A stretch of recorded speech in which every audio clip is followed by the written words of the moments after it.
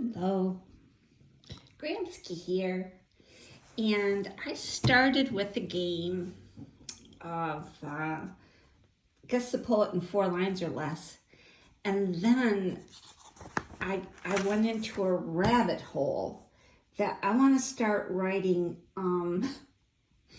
essays about the information that I have, and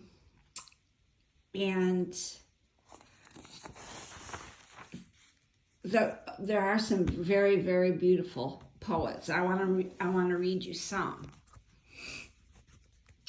I'm going to put it here so that you don't get seasick. James Russell Lowell was one of the fireside poets of the 1800s. And this is part of his poem, The First Snowfall. The snow had begun in the gloaming, and busily all the night had been heaping field and highway with a silence deep and white. Every pine and fir and hemlock wore ermine too dear for an earl, and the poorest twig on the elm tree was ridged deep with pearl. I stood and watched by the window the noiseless work of the sky and the sudden flurries of snowbirds like brown leaves whirling by. I thought of a mound in sweet Auburn where a little headstone stood, how the flakes were folding it gently, as did robins and babes in the wood. I remembered the gradual patience that fell from the cloud like snow. There's Kitty Cat.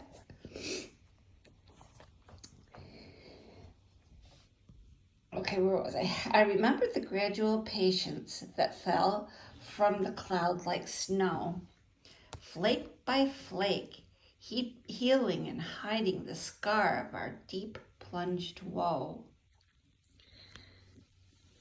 And again to the child I whispered, the snow that hushes all, darling, the merciful Father alone can make it fall. Then with eyes that saw not, I kissed her, and she kissing back could not know that my kiss was given to her sister, folded under the deepening snow. I want you to go back and read this poem because it's really, really beautiful and it has a lot more in it. James Russell Lowell, The First Snow. It's just, it's really beautiful. He lost his little girl, but the way he expresses his grief is very touching. Then I read more of the fireside poets, and I wrote a lot. I kept writing and writing and writing and writing.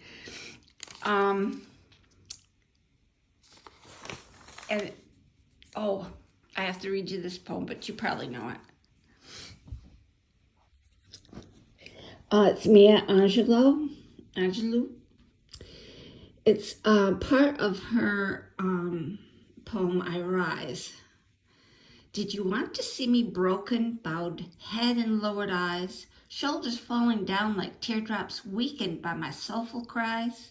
You may shoot me with your words. You may cut me with your eyes, you may kill me with your hatefulness, but still like air I rise. Leaving behind the nights of terror and fear, I rise. Into the daybreak that's wondrously clear, I rise. Bringing the gifts that my ancestors gave, I am the dream and the hope of a slave. I rise, I rise, I rise, I rise. She has the best voice in poetry that I know of. She really puts her heart in it. And even though she meant, that she had a lot of prejudice growing up as a Black woman, I read it like, this could be any kind of devil that's trying to bring you down. Did you want to see me broken, bowed head and lowered eyes? I rise, I rise, I rise. I just love that poem. Sara Teasdale is a great poet. I would recommend any of her poems. She's on Project Gutenberg if you want to look her up. Sara Teasdale. No.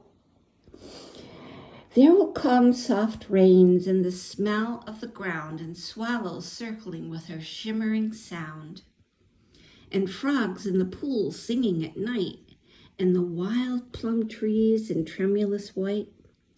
Robins will fear their feathery fire, and whistling their whims on a low fence wire. And not one will know of the war, not one will care at last when it's done. Not one would mind neither bird nor tree if mankind perished utterly. And spring herself, when she woke at dawn, would scarcely know that we were gone. This was after World War I, at the peak of World War I. She was a very heartfelt, beautiful poet, but all of her work is wonderful. Very sensitive, very, very romantic. Oops, sorry, baby. And of course, all the regular poets are beautiful as well, and they're on Project Gutenberg. These are essays that I got from Project Gutenberg, and there's a Christian section, Prayers of the Early Church, and Ben-Hur by Lou Wallace, and many others. There is so much that I want to read, and I just started writing down everybody's favorite authors. And most of them classical. It just went on for pages, and I'm thinking, none of these, most of these are not repeating. Most of these works aren't repeating. Carolyn Marie Reeds is a girl. She's a young girl on YouTube, and this is her TBR list. Flowers for Algernon, Gentleman in Moscow, The Cape Runner, 1,000 Splendid Suns, North and Sun, and Madame Bovary. Benjamin McAvoy is another. He's a hardcore literature. He has a club, and all of his work is quite deep. And I wrote Good Housekeeping, they had a lot. Southern Living had a lot. And then I thought, these people don't have the books that made a great impact on me. I'm going to make my own list. I'm away from home, so I can't make a total list, but I'm going to give you part of it. Elizabeth Gilbert, Eat, Pray, and Love, and her book, Signature of All Things. Both of them highly impacted me. And I love Isabella Allende. The first one I wrote of hers was Daughter of Fortune. And then I read several of her other books after that. She has a new series that she's writing for her grandchildren, City of Beasts. And it's very good. I started it. Jennifer Chiavarini, not sure how to say her name. I only call her Jennifer. I love all her books, and they made a big impact on me. But she's never mentioned. Some of my favorites are The Runaway Quilt. It was about hiding a woman that was running away from slavery. Christmas Bells was about Longfellow. Fates and Traitors was about Booth, the one that killed Lincoln. And you wonder why. Why did he do it? You need to read this book and you can understand more. Mrs. Lincoln's Rival, oh, that was good. The Spy Mistress was very good, and Lincoln's Dressmaker. And she has a whole Elm Creek quilt series. If you like to quilt, her series about these women is just very good. But all the other ones are not about quilting at all. They're about history, historic fiction. Another one I really like is Jan Karen. She has a Mitford series. There's 14 novels in that. I've read probably about 7, and it made a big impact on my reading. I love Father Tim and Cynthia, his neighbor. They, were an item. And the characters that are in this book are worth knowing.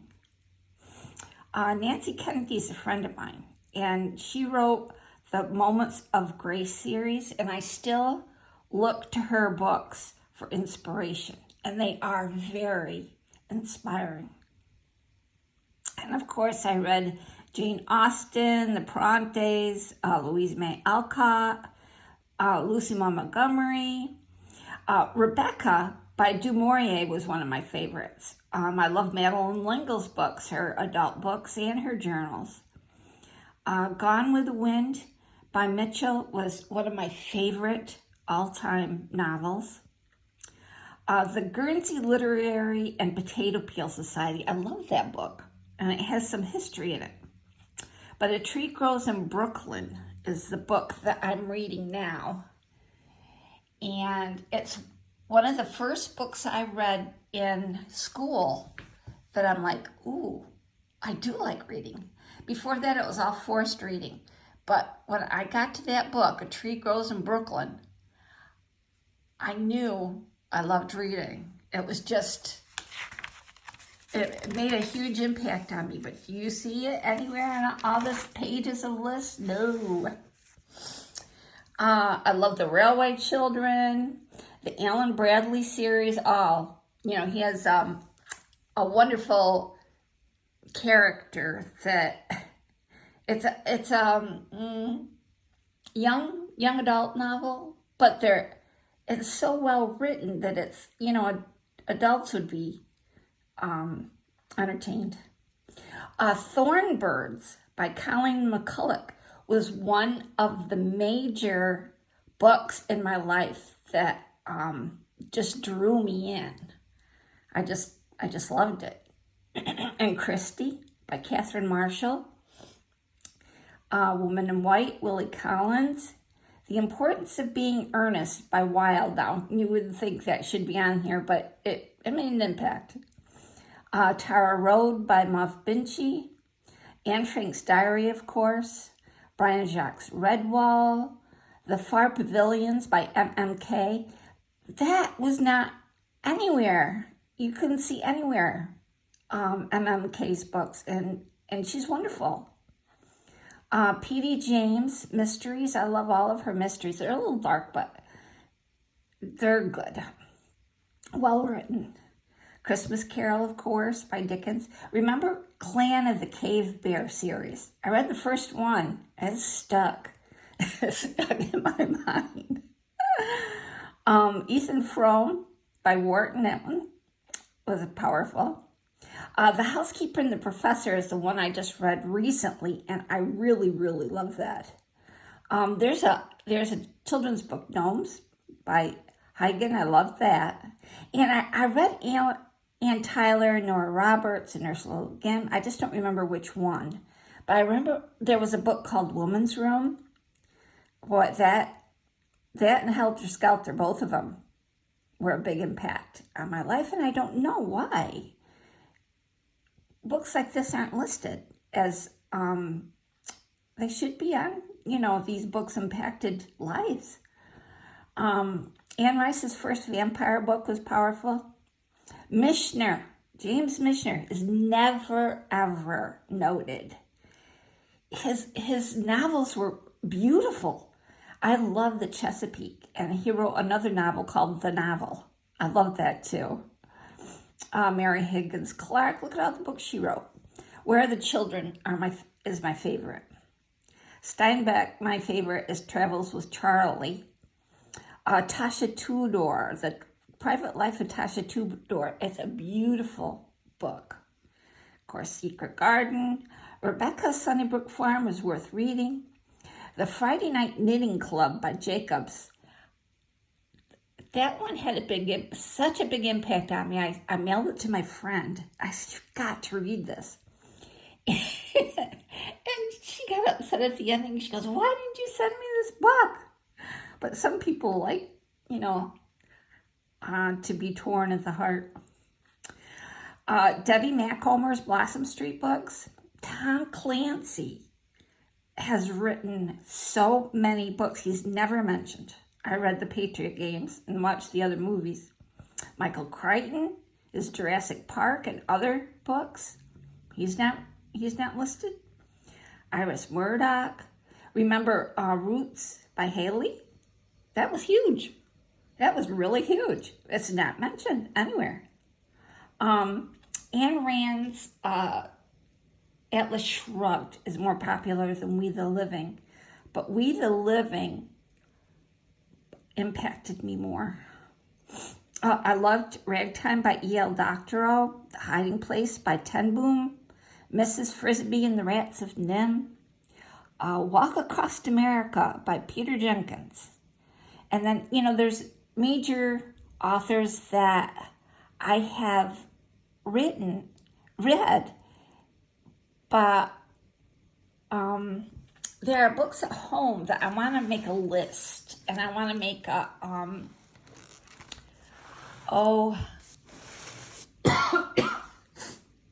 books always choke me up. I need a allergy pill. But this is the one I'm going to read now.